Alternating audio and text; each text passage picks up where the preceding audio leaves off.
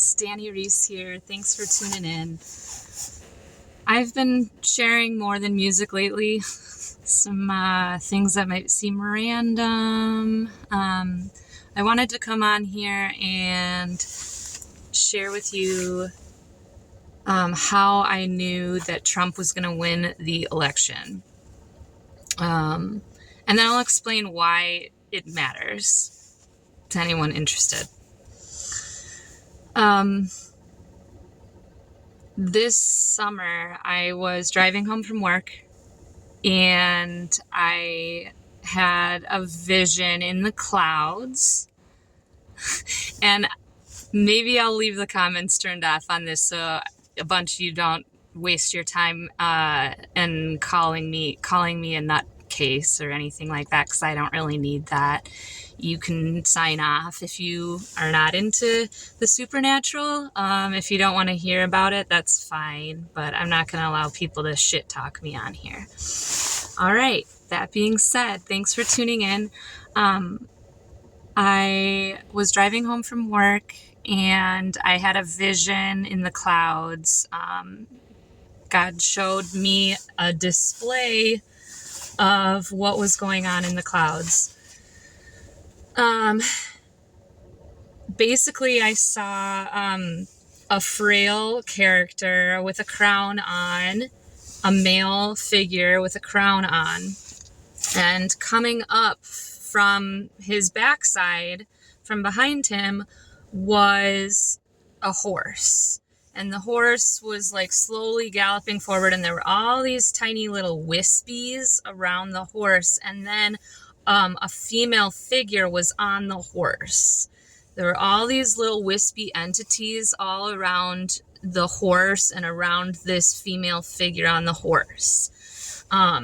Then she had a sword in her hand. She moved on the traveling, running horse towards the frail, kind of sickly older character with the crown on, and jousted the crown off of this character wearing the crown. I think it actually like beheaded him. And then like, you know, when Macaulay Culkin or Kevin in Home Alone's hanging, you know, the bad guys, the wet bandits got him hanging up by his shirt collar, up on the door like that. Well, his collar of his shirt was hanging on the tip of the sword, and his head was like fallen and his crown was fallen. So then he kind of like seemed to fall out of the way, and so the beheaded, decrowned character was taken out, was jousted out of his position, and this female entity on the horse was charging in with all these wispy entities whispering in her ears. And so I knew at that point, it looked like Kamala taking out Joe Biden. That was all strategic.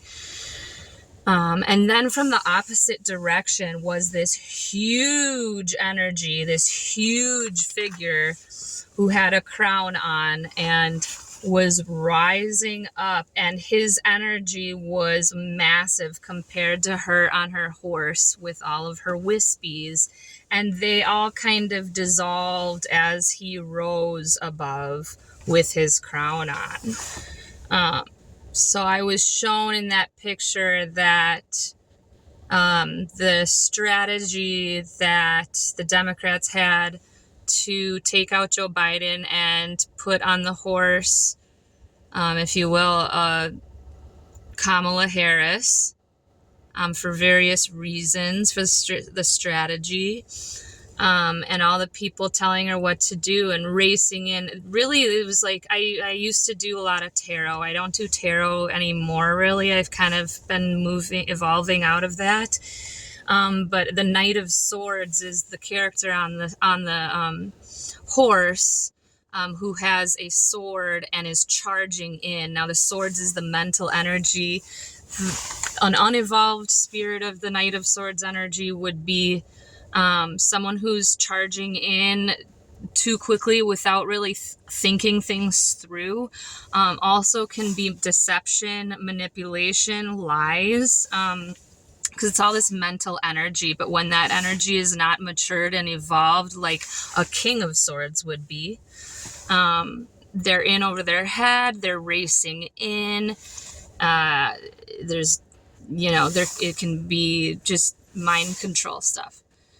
I didn't like all the whispering in her ear. There was just like all these creepy whispering whispers all around her, kind of influencing her compared to this strong, it was a benevolent feeling, of the strengths coming from the other side of the body of, the Trump's party, if you will, represented the body of those people. Why am I sharing this with you? Like, cool. You had a vision in the clouds, you trippy tripper. Like, I'm not here to try to sound cool prophesying or sound like I'm awesome because I see images in the clouds. I just feel like in our society, we have been conditioned to acknowledge the mental body, the physical body, but the spiritual body is not even recognized in big pharma, right? So there's even like we've been conditioned to be separated from our spirit. And when you've seen online just like the civil war of who's got the more facts, who's got the more factual facts, and the facts versus the facts. But these are the facts. No, these are the facts. What are the facts? And at a certain point, I feel like spiritual knowing does transcend logic. That's why sometimes when you can't put your finger on something and it's a knowing, it's just a spiritual knowing, and you don't have to be able to logically explain it. Now, if you're trying to talk to someone and just say you had a vision in the clouds and it's a spiritual knowing, I mean, they're going to be like, you've really gone off the deep end. You've fucking lost your mind. But I think it's important that we do stay close. I think, we need to be physically fit.